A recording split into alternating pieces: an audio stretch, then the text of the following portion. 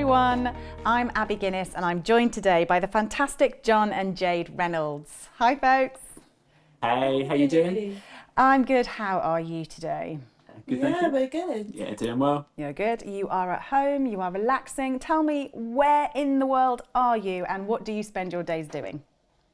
So we're up in Preston, and we do content creation now. We were formerly like youth workers who have worked for various churches over the years, and now do full-time content creation on various social media platforms, usually kind of funny family videos. And you've got quite a big following now, and obviously you must have by the fact that you've gone full time with it. So tell me, how did it come about? Is it something that you expected to happen? And what was the intention when you first started out creating content? Yeah, it really was just very accidental and organic. I was a youth pastor at the time and was on a lot of social media to make sure that I was either engaging with the young people in that way or at least aware of kind of the social media platforms that were younger and trendier that I maybe wasn't on, but wanted to have a rough idea about what was going on there. And I shared a story on my Instagram story for friends and family one day that got a lot of like laugh reactions from them. And so I whacked it on TikTok and it did really well. And I was like, oh wow. And I think it got about 50,000 views or something. And I was like, oh my goodness. And I suddenly had more followers on TikTok than I had on any other platform. And then I shared a few more stories and it was gradually growing. And then I think the one that went really big, or our first ever, like really like massive viral video, was the story I told of our first date together, where Jade's a wheelchair user, and I had to carry her up a load of steps at the cinema because it was a listed building that didn't have its own lift. And because I was new to the whole disabled scene, I didn't realise you had to check with these places. And so I told that story, and there's various funny ingredients within the story that, it meant that people liked it and it did really well. And suddenly, I think in the first couple of months, we suddenly had like 100,000 followers on TikTok after about 3 months or so of posting on there. And then it's just a case of, I guess people were enjoying it, so I'll keep telling some stories and keep doing videos, and it's kind of gone from there, really. It's been cool. So Jade, do you feel that a lot of the content is yours, your ownership, your story, it's your family story? Tell us a little bit about how that interacts between the family story. I'd say because it kind of organically happened, we didn't set out to be TikTokers or content creators.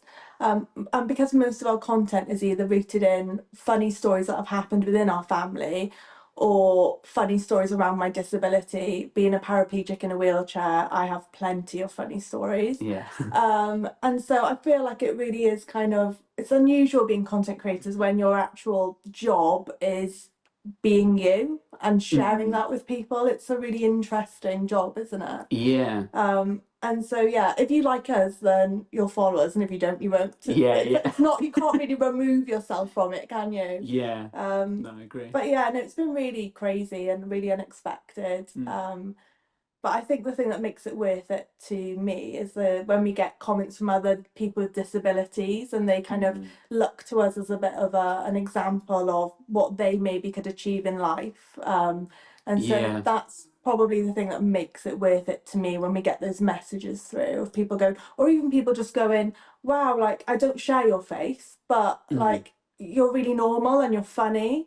And I think that I love that kind of normalizing like our faith and my disability is kind of the two main things that I think makes it worthwhile to me. Definitely. And I think because that was organic as well, that has just been really encouraging. And I think hopefully why it connects, because we didn't set out with this agenda of like, let's try to like proselytize to the whole of the UK, or let's try to change everyone's opinion on disability and things. It was more just a case of, let's tell some funny stories, some of which happen at church, or some of them happen right after church. So church is mentioned, or some of them are directly related to our children grappling with and starting to understand disability and the fact that daddy can walk and mummy can't. So it just feels quite natural. And we're having loads of fun. It's really cool and a real privilege to be able to do it. Yeah, I was going to ask about the whole kind of sharing faith thing.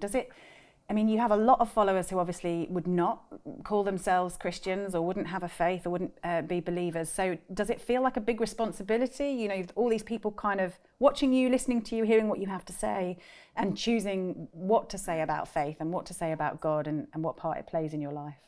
Yeah, I think so. I think particularly there's a few aspects to social media. Sometimes you can just share videos that you've pre-recorded.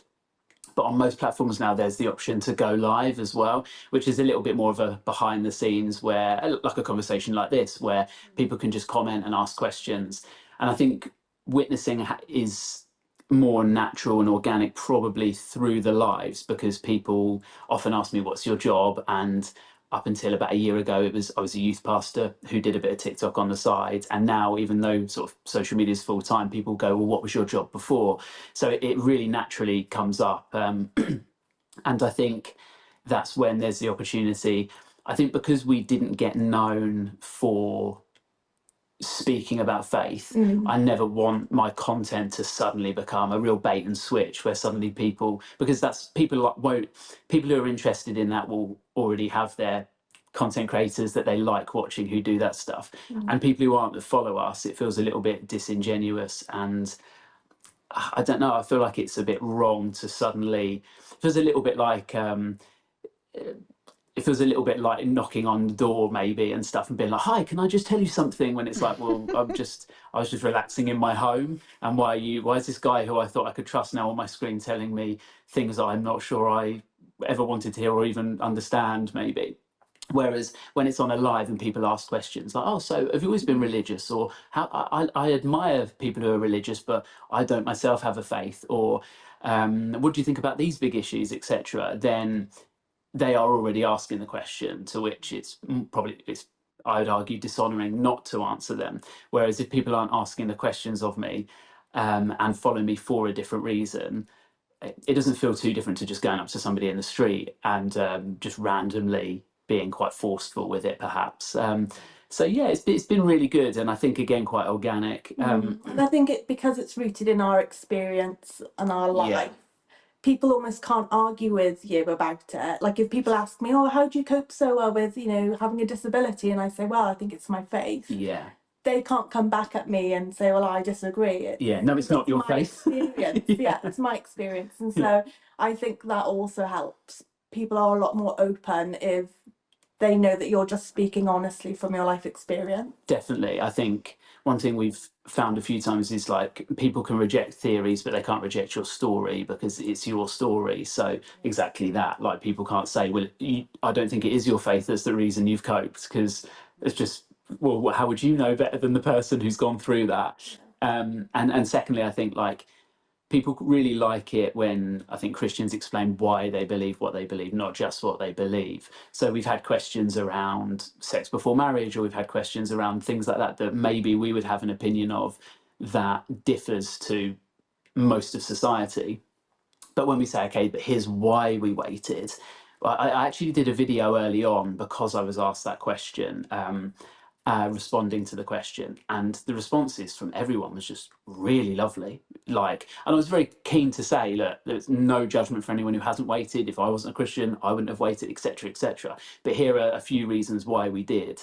People were like, even though I don't share your faith, that actually makes quite a lot of sense, and I think there's some like wisdom in there, even if you're not a Christian, and all those kind of things. And so I think when you explain why, even if people don't come to the same decision, they at least know you're not brainwashed, or you're not judgmental, or you're not a hypocrite, hopefully too much at least. And so I think when people understand why, they don't get to just write you off as a bit weird. Yeah. So Jade, this conversation, or your conversation, a lot of what you share has come up as a result of being an interabled family and talking about disability as a parent, and as well as a person in your own right. So do you think that conversation has changed? Has social media made it a topic we can talk about more easily? Do you still find there are taboos, that things people don't want to talk about? And as well, in all of that, how is the church doing? Do you think the church is keeping up with society and talking about disability, or is it lagging behind? Yeah, I think I find from social media, people with disabilities are more visible now in society. When I first became paralysed over 20 years ago now, I didn't know anyone else in my position really. And if I did meet someone, it would usually be in hospital. And so now you can follow so many different people from all walks of life who've got a disability, and you get to like see them achieve things, and it like really inspires you and motivates you to go, oh, okay, maybe I can do that. And so I do think there's a greater visibility now. I'd say the interesting thing is often people who have chronic illnesses or disabilities, we use humour to cope. And often we have a bit of a dark sense of humour at times. And I've noticed being more visible that actually able-bodied people actually find that offensive sometimes. Like we've never had any complaints from people with disabilities. They've gone, yeah, I'm exactly like you guys. We joke about this all the time around my disability. But I've had a lot of able-bodied people take offence on behalf of disabled people to go, oh, you shouldn't be laughing at that, or you can't make light out of that. And it's really interesting because I think that says more about their view of disabled people than disabled people. Maybe they have and not realise it, but maybe a lower view of people with disabilities, or maybe more of a patronising attitude, like kind of unconscious bias, I guess, that people talk about. But that's been one of the most interesting things about kind of having a social media platform. But I'd say it's going in the right direction. I'd say like actually, people are becoming more like it's becoming more normalised to see people with disabilities, which it wasn't in the past. I think the church, oh, it's a tough question around the church. I think the church is better than it was, definitely, from when I was first paralysed. And it's getting there, but I think there's lots of logistical things that we still have to kind of work out, because even Spring Harvest are great. We obviously spoke there last year, and they certainly put so much effort into finding a way to get me on the stage, because these stages are quite big and they're quite high up, and so you really have to think you can't just get a little ramp, because otherwise I'm like vertical going up it, fall out in front of everyone. So I think there's a lot of things like that require a lot of time and effort. And I really appreciated that Spring Harvest, that you found a way for me to do that, and I got up on the stage and it was great. But I think it's such a simple thing, but if you're able-bodied, you just step up onto the stage, you don't have to think about it. And I think that there has to be like a conscious decision to remove the barriers that are there for disabled people. And it's not about tokenism, it's not about, oh, they've got a disability, get them on the stage because it ticks a box and it looks good. It's about, there's lots of people with disabilities who have a lot to give to the church and to society. And if only we would remove these barriers, then everyone would get to benefit from those people and that people group. So yeah, it's a work in progress, but it's getting there, and I'm definitely seeing changes, and it's definitely positive overall. That's encouraging. So you came last year just for a day and a night, I think, and this year you're coming for the whole week. So what are you looking forward to about spending a whole break at Spring Harvest and bringing the kids as well? What are you looking forward to? Yeah, the kids are very excited. Like, we've been telling them lots about it. Like, I came as a child. I think I'd have probably been around 4 or 5. And absolutely, I remember just absolutely loving it. Like, it's one of my earlier memories actually of church. And then for a whole host of reasons, we kind of stopped going to church as a family for a while. So it was kind of before I then found my faith again around 17. It was one of my like lasting memories of like just a lovely atmosphere that was fun, and learning a lot and meeting people. I'm really excited for our kids. I think they're going to love it, and we're really pleased to be bringing them along as well. But I think last year, obviously, it was a bit more of a flying visit than being able to properly like soak in God's presence and be at the worship and things as well. But really enjoyed it last year. We spoke at a seminar on one of the afternoons, and then we were in for a session that we weren't speaking in, and that was great. It was just like really powerful to be able to see what's going on. So I think very excited for what we're coming to share, but equally really excited to receive and to come along. I think there's something about getting away from your day-to-day life and leaving behind various distractions probably and stresses in order to fully focus on God and be with other people as well. I think there's something really powerful about that, getting to Christian conferences and festivals. I think they're almost like mini pilgrimages almost, can't they be, I guess, where you get that opportunity to really like chase after God. And so yeah, really, really, really excited for that, both for what we're sharing but also what we'll receive, I think. Yeah, you said it perfectly. Well, we're really looking forward to having you with us. So when you travel, what are the things you need with you? So for Spring Harvest, let's say, what are your 5 essential must take with yous? Stumped you already. So we'll say like Bible and notepad are a given. Yeah, Bible and notepad But you can want be 5. a given. Okay. Bible and notepad can be a given. Yeah, Good. most people would bring a Bible of some description, whether digital or paper, or and something to keep notes in. What else would you take with you? I mean, this doesn't really seem essential, but like tea bags for me, because like I like a certain type of tea, and sometimes you go somewhere and you don't have them, and my tea's important. And I'm one of those. I'm one of those Christians who people doubt my salvation because I don't drink hot drinks. So I think for some people, they're like, very weird. What? I judged him. So for me, my caffeine is just like fizzy drinks. So I take like a Pepsi or a Coke or something. I'd probably bring not a 24 pack because that's too many for 5 days. I'd probably get through them, but I just feel like that's wrong. Maybe an idol in my life. So probably let's say 12. Okay, so fizzy caffeine and hot caffeine.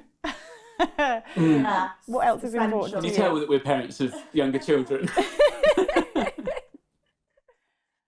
I think for me as well, again, my phone for just a million reasons. I think. Well, you'd never be without your phone. That's almost a given these days. Yeah, there's the emergency side, but I think for me it's more than that as well. I think it's like doing content creation. I'll probably film some bits, but I think also with my ADHD, I genuinely find it easier. I feel really rude in church, but if I'm listening to a sermon, I find it easier to play a game on my phone, just something really easy like Candy Crush and things. So not scrolling through social media and reading, because you can't listen and read at the same time, but just playing a game, keeping my hands busy, really, really helps me focus. So I'll listen to so much more than if my phone's dead and I'm just like looking around, because then I'm thinking like, oh, that's an interesting post or whatever, and I'm not. So I think my phone for me serves just so many purposes. I think the third thing would also be AirPods, because I just struggle to sleep at night unless I'm just listening to a podcast or something. Yeah. So I think like when it's again dead silent. Yeah. Whereas I'm the opposite. I wear earplugs every night because I hate any noise. I don't even like the sound of him breathing. Like, it annoys me. That makes it sound like you want me gone. His breathing's got very annoying. I think it's time to stop with that. So we're opposites with that, aren't we, really? I like complete silence and you have to listen to a podcast. Yeah. So far we've got things to drink, things to do with your hands, and things to put in your ears. Yeah. Yeah. We're keeping the theme.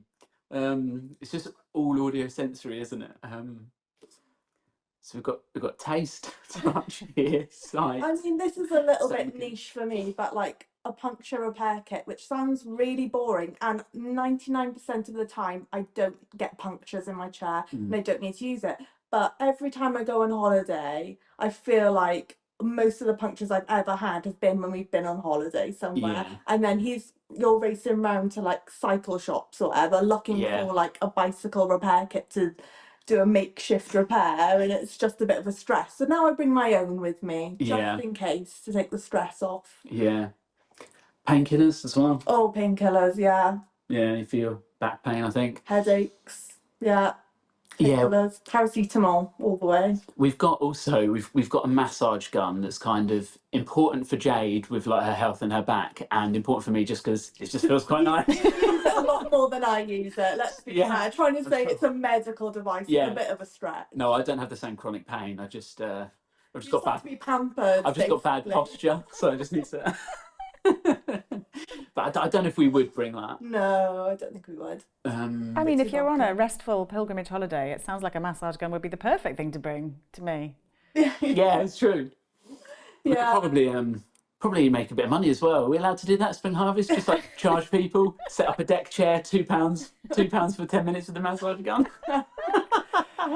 Perfect. Well, you're self-employed these days, so you've got to think about these things. Yeah, exactly. Everything's a hustle. I think the kids' pillows. Oh, kids' pillows. Sorry. No, go for it. The kids' pillows. That's over 5 though. You're going way over 5 now. Well, maybe if you've got 5 remember how each, many maybe we that's said. allowed. Yeah. Okay, yeah. I think the kids' pillows, just because they definitely sleep better if they've got their beds in. Sorry. You always want to make sure the kids sleep well when you're on holiday, don't you? Because it's like Yeah. Definitely. holiday 101. If they sleep well, everything will probably be all right. Yeah. Well, they usually do at Spring Harvest because they're so exhausted. They have so much fun all day, racing around the site and doing all the things they can do. Yeah, so they do tend to sleep pretty well, I find. Thank you so much, guys, for talking to me. It's been an absolute delight, and we're really looking forward to hearing more from you at Spring Harvest this year and getting to know you even better. Nice. Thanks so much. We can't wait to be with you guys. Yeah.